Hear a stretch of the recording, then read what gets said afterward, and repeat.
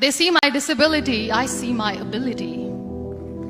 They call me disabled, I call myself differently abled. There are some incidents that happen in your life. Those incidents break you, deform you, but they mold you into the best version of you. And the same thing happened to me. I was 18 years old when I got married. My father wanted me to get married.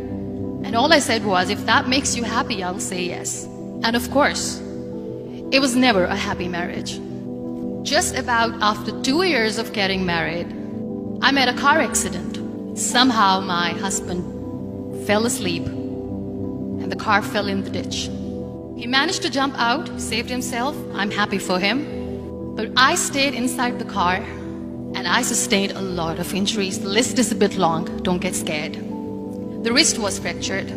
Shoulder bone and collarbone were fractured. My whole rib cage got fractured. And because of the rib cage injury, lungs and liver were badly injured. I couldn't breathe. I lost urinary bowel control. That's why I have to wear the bag wherever I go. 3 vertebrae of my backbone were completely crushed. And I got paralyzed for the rest of my life. I finally ended up in a hospital where I stayed for 2.5 months. I underwent multiple surgeries. One day, doctor came to me and he said, well, I heard that you wanted to be an artist, but you ended up being a housewife. I have a bad news for you. You won't be able to paint again because your wrist and your arm are so deformed, you won't be able to hold a pen again. Next day, doctor came to me and said, your spine injury is so bad, you won't be able to walk again. Because of your spine injury and the fixation that you have in your back, you won't be able to give birth to a child again. That day, I was devastated. I asked my mother, why me? And that is where I started to question my existence. Why am I even alive? And that is where I realized that the words have the power to heal the soul. My mother said to me, this too shall pass. God has a greater plan for you. I don't know what it is, but He surely has. And in all that distress and grief, somehow or the other, those words were so magical that they kept me going. One day I asked my brothers, I know I have a deformed hand, but I'm tired of looking at these white walls in the hospital and wearing these white scrubs. I'm getting tired of this. I want to add more colors to my life. I want to do something. Bring me some colors, bring me some small canvas. I want to paint. So the very first painting I made was on my deathbed, where I painted for the very first time.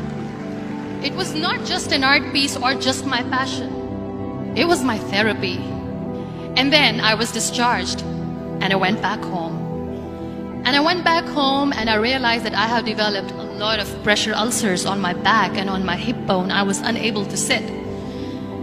There were a lot of infections in my body, a lot of allergies. So doctors wanted me to lie down on the bed straight for not 6 months, for not 1 year, for 2 years. I was bedridden, confined in that one room, looking outside the window, listening to the birds chirping, and thinking maybe there will be a time when we'll be going out with the family and enjoying the nature. That was the time where I realized how lucky people are.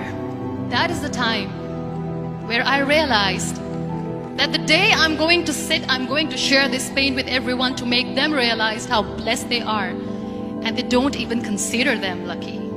That day I decided that I'm going to fight my fears. We all have fears. Fear of unknown, fear of losing people, fear of losing health, money. We want to excel in career, we want to become famous, we want to get money. We are scared all the time. So I wrote down one by one all those fears. And I decided that I'm going to overcome these fears one at a time. You know what was my biggest fear? Divorce. I was trying to cling on to this person who didn't want me anymore, but I said no. I have to make it work. But the day I decided that this is nothing but my fear, I liberated myself by setting him free. And I made myself emotionally so strong that the day I got the news that he's getting married, I sent him a text that I'm so happy for you and I wish you all the best. And he knows that I pray for him today. Number 2 was, I won't be able to be a mother again. And that was quite devastating for me. But then I realized there are so many children in the world, all they want is acceptance. So there is no point of crying, just go and adopt one. And that's what I did. People think that they will not be accepted by the people because we, in the world of perfect people, are imperfects. So I decided that instead of starting an NGO for disability awareness, which I know will not help anyone, I started to appear more in public. I started to paint. I decided that I'm going to join the national TV of Pakistan as an anchor person. And I've been doing a lot of shows for the last 3 years. I became the National Goodwill Ambassador for UN Women Pakistan, and now I speak for the rights of women, children. We talk about inclusion, diversity, gender equality, which is a must. Every time I go in public, I always smile. It's always a big toothy smile on my face, and people ask me, don't you get tired of smiling all the time? What's the secret? I always say one thing, that I have stopped worrying about the things that I have lost, the people that I have lost. Things and people who were meant to be with me are with me. And sometimes, somebody's absence makes you a better person. Cherish their absence. It's always a blessing in disguise. Live your life fully. Accept yourself the way you are. Be kind to yourself. Be kind to yourself. I'll repeat, be kind to yourself, and only then you can be kind to others. Love yourself and spread that love.